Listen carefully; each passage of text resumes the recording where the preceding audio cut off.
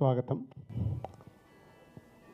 Telangana Gaddar film awards second year. ఈరోజు jury members అందరూ సినిమాలు చూడడం మొదలు పెడుతున్న దానికి ఈ కార్యక్రమానికి డిప్యూటీ సీఎం గారు ఇనాగ్రేట్ చేయడానికి వచ్చారు. అలాగే 90 సినిమాలు ఎంట్రీస్ వచ్చాయి. అందులో ఫ్యూచర్ ఫిలిమ్స్ ఆల్మోస్ట్ 68. అవి కాకుండా ఇంకా షార్ట్ ఫిలిమ్స్ కానీ అదర్ ఫిలిమ్స్ 22, ఆల్మోస్ట్ 90 ఎంట్రీస్ వచ్చాయి.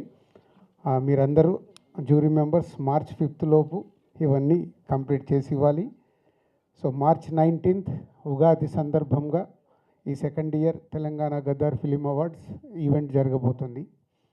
సో మరొకసారి మీ అందరికీ ధన్యవాదాలు చెప్తూ థ్యాంక్ యూ వెరీ మచ్. ముఖ్యంగా మా అన్నగారు బట్టి గారు, ఆయనతో చాలా రికార్డింగ్లు చేసే అదృష్టం కలిగింది నాకు. రాజు గారు, వచ్చిన వాళ్ళందరికీ నమస్కారం. ఈ గద్దర్ అవార్డ్స్ అంటే ఈ గద్దర్ పేరు ఆయనతో లాస్ట్గా మేము రికార్డింగ్ కూర్చుంది మేమిద్దరమే. సో మేమిద్దరం చాలా ఒక 1 వీక్ మా దగ్గర ఎక్కువ ఆయన నాకు తెలిసి అదే లాస్ట్ రికార్డింగ్ అయింది. మేము వండర్ఫుల్ ఎక్స్పీరియన్స్. ఇంకా నా సంగతి వస్తే 87లో నేను కీబోర్డ్ ప్లేయర్గా సత్యం గారి దగ్గర ఎంటర్ అయ్యాను. తర్వాత ఎంతోమంది almost south Indian music director అందరి దగ్గర పనిచేశాను. దాని తర్వాత మ్యూజిక్ డైరెక్టర్గా 97లో అప్రాక్సిమేట్గా అయ్యాను. 250 ఫిలిమ్స్ దాకా చేశాను. ఈరోజు ఇంకొక కొత్త దీంట్లో నన్ను ప్రవేశపెట్టారు Raju garu. So thank you sir, I will do my best.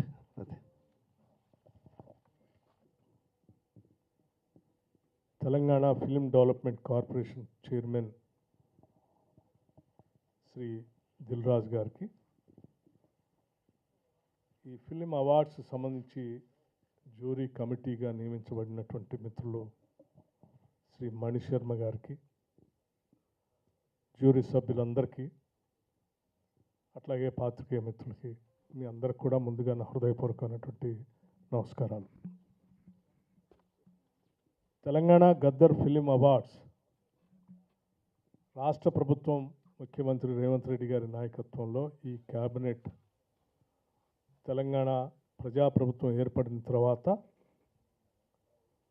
ప్రజల కోసం పనిచేసినటువంటి గొప్ప మహనీయుడు, తెలంగాణ ప్రాంత సామాజిక మార్పు కోసం కళలను పెద్ద ఎత్తున ఉపయోగించి జీవితం మొత్తం ధారపోసినటువంటి గద్దర్ గారి పేరు మీద తెలంగాణ ఫిలిం అవార్డ్స్ ఇవ్వాలనేటువంటి ఆలోచనతో నిర్ణయం చేసి ఇది 2వ సంవత్సరం మళ్ళీ ఈ అవార్డ్స్ని ఇచ్చుకుంటున్నాం. ఈ సందర్భంగా పోయిన సంవత్సరం ఉగాది పర్వదినం నాడే ఇవ్వాలని ఆలోచన ఉన్నప్పుడు కూడా సమయం సరిపోకపోతే ఆ రోజు చేయలేకపోయాం. ఈ సంవత్సరం మాత్రం తప్పనిసరిగా ఉగాది పర్వదినం నాడే ఈ గద్దర్ ఫిలిం అవార్డ్స్ని తెలుగు సినీ పరిశ్రమలో ఉన్నటువంటి ప్రముఖమైనటువంటి వ్యక్తులకి, ప్రముఖమైన సినిమాలకి, కథలకి, రచయితలకి రకరకాలైనటువంటి అవార్డ్స్ అన్నిట్లు కూడా ఇందులో పొందుపరిచి ముందుకు వెళ్తూ ఉన్నాం. సినిమా ఇండస్ట్రీ అనేది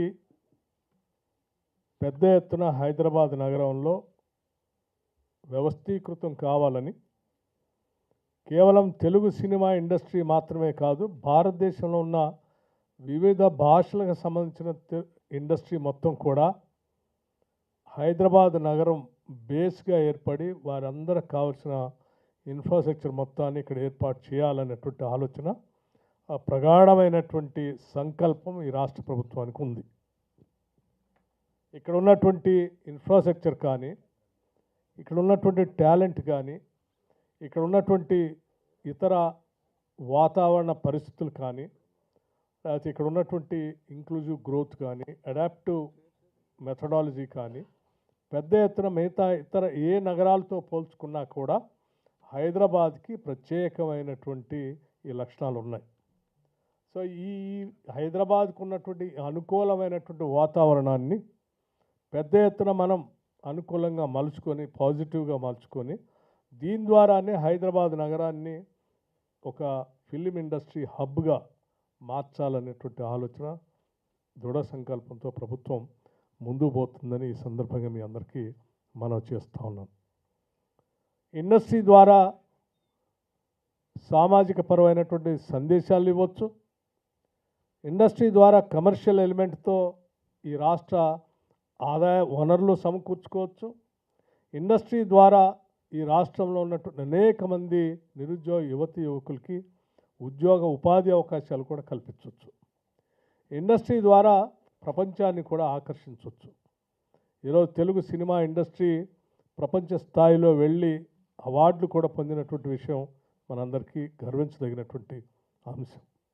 అటువంటి పరిస్థితులనే పునాదులుగా మార్చుకొని హైదరాబాద్ నగరాన్ని తెలంగాణ రాష్ట్రం పెద్ద ఎత్తున ముందు చూపుతో ఒక బ్లూ ప్రింట్ తయారు చేసుకొని ముందుకు పోతుందని కూడా ఈ సందర్భంగా మీ అందరికీ నేను మనవి చేస్తూ, ఈ తెలంగాణ గద్దర్ ఫిలిం అవార్డ్స్ పెద్ద ఎత్తున విజయవంతం కావాలని, ఈ ఫిలిం ఇండస్ట్రీకి రాష్ట్ర ప్రభుత్వం ఎప్పుడూ వెన్నంటి ఉంటుందని, ఈ ఫిలిం ఇండస్ట్రీ ఇతోధికంగా ఎదగటానికి రాష్ట్ర ప్రభుత్వం కావాల్సినటువంటి సహాయ సహకారాలు, అది ఆర్థికపరమైనటువంటి సహాయ సహకారాలు కావచ్చు, సామాజిక పరమైనటువంటి అవసరాలు కావచ్చు, లా అండ్ ఆర్డర్ సంబంధించినటువంటి అవసరాలు కావచ్చు, లేకపోతే ఇన్ఫ్రాస్ట్రక్చర్ సంబంధించిన అవసరాలు కావచ్చు, ఏ అవసరం వచ్చినా అర్ధరాత్రి తలుపు తట్టినా ఈ ప్రభుత్వం మీకోసం ఉన్నది అని చెప్పేటువంటి అంశాన్ని ముఖ్యమంత్రి గారు, సినిమాటోగ్రఫీ మంత్రి కోమటిరెడ్డి గారు, రేవంత్ రెడ్డి గారు ప్రత్యేకంగా ఈరోజు వారిద్దరు కూడా ఈ మున్సిపల్ ఎన్నికల్లో వాళ్ళు ఈ కార్యక్రమాల్లో బిజీగా ఉన్నారు కాబట్టి వారందరి ఆలోచన నా ద్వారా మీ అందరికి చెప్పటమే కాకుండా మీ ద్వారా మొత్తం ఈ దేశంలో ఉన్న ఇండస్ట్రీ మొత్తానికి కూడా ఈ సందేశం పంపించేటట్టుగా నేను ఈరోజు నా ద్వారా చెప్పమన్నారు. నేను ప్రత్యేకంగా చెప్తా ఉన్నాను కూడా.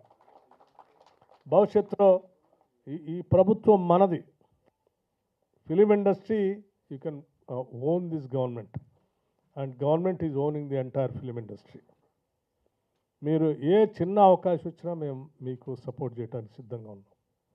ఈ అవకాశాన్ని, ఆపర్చునిటీస్ని వదులుకోవద్దని, హైదరాబాద్లో ఉన్నటువంటి ఎకో సిస్టమ్ బహుశా ఏ నగరంలో లేదని, హైదరాబాద్లో ఉన్నటువంటి టాలెంటెడ్ యూత్ కూడా ఎక్కడ కూడా లేరని, వీటన్నిటిని మనం అనుకూలంగా మలుచుకొని ముందుకు పోదామని మీ అందరికీ నేను మనవి చేస్తూ, ఈ కార్యక్రమాన్ని చాలా మనస్ఫూర్తిగా బాధ్యతాయుతంగా తీసుకొని దిల్రాజు గారు కార్పొరేషన్ చైర్మన్ అయిన తర్వాత పరిశ్రమలో ఉన్నటువంటి వివిధ రకాలైనటువంటి సమస్యల పరిష్కారం కోసం ప్రభుత్వంతో ఎప్పటికప్పుడు మాట్లాడుతూ వాటి పరిష్కార మార్గాలు చూపిస్తూనే, దాని ద్వారా పరిశ్రమను అభివృద్ధి చేయడం కోసం ప్రభుత్వ పరంగా కూడా ఎటువంటి కార్యకలాపాలు చేయాలనేటువంటి సలహాలు సూచనలు మాకు ఇస్తూనే ఈ ఇండస్ట్రీని ముందుకు తీసుకొని పోవడం కోసం వారు మనస్ఫూర్తిగా ప్రయత్నం చేస్తూ ఉన్నారు. కాబట్టి ప్రభుత్వం తరఫున వారిని కూడా నేను మనస్ఫూర్తిగా అభినందిస్తూ ఉన్నాను.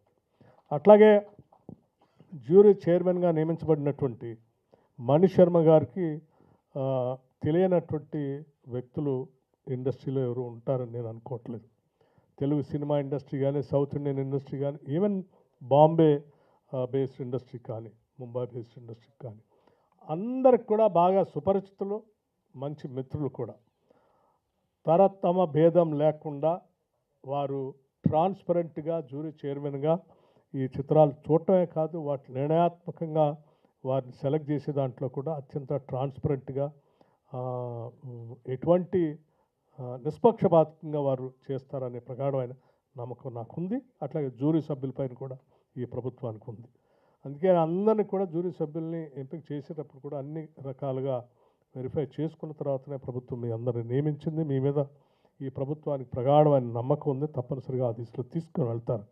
మీరు తీసే నిర్ణయాలు భవిష్యత్తులో చిన్న విమర్శకు కూడా తావు లేకుండా మొత్తం ఫిలిం ఇండస్ట్రీలో తెలంగాణలో, హైదరాబాద్లో తీసుకున్న నిర్ణయాలు నిజంగా అద్భుతంగా ఉన్నాయని మనందరినీ అభినందించేటట్టుగా మీరు నిర్ణయాలు తీసుకుంటారని, మణి శర్మ గారు తప్పనిసరిగా ఆ దిశలో ఆలోచన చేస్తారని నేను మనస్ఫూర్తిగా కోరుకుంటున్నాను. ఈ గద్దర్ గారి గురించి చెప్పాలి అంటే, గద్దర్ గారికి ఈ రాష్ట్ర ప్రజల ప్రభుత్వం యొక్క ఆలోచన విధానానికి చాలా ఆత్మీయ అనుబంధం ఉంది. వారి ఆలోచనలన్నింటినీ అమలు చేయడం కోసం ఈ రాష్ట్ర ప్రభుత్వం ప్రణాళికాబద్ధంగా ముందుకు పోతూ ఉంది కూడా. గద్దర్ గారు వారు చెప్పినట్టు చివరి రోజుల్లో నాకు బాగా తెలుసు, వారి స్టూడియోలోనే ఎక్కువ సమయం గడిపారు. అక్కడ అనేక రకాలైన ప్రయోగాత్మక పాటలు కూడా వారు పాడారు. దాంట్లో వారు రికార్డ్ చేసి రోజుల తరబడి వారితో మాట్లాడుతూ గడిపినటువంటి రోజులు కూడా నాకు ఇంకా బాగా గుర్తు. తప్పనిసరిగా వారికి కూడా ఆత్మీయ అనుబంధం గద్దర్ గారితో, ఫిలిం ఇండస్ట్రీతో ఉంది కాబట్టి తప్పనిసరిగా దీన్ని న్యాయం చేస్తారనే నేను ప్రగాఢంగా నమ్ముతా ఉన్నాను. ఇప్పటికే బాగా ఆలస్యమైంది అనేది భావించవద్దని చెప్తూ let us start the program. Jury ఈ రోజు నుంచి ఆ సినిమాలు చూసి సెలెక్ట్ చేసేటువంటి కార్యక్రమాన్ని విజయవంతం చేయాలని, అవార్డ్స్ ఇచ్చేటప్పుడు మాత్రం నా భూతో నా భవిష్యత్ తెలంగాణ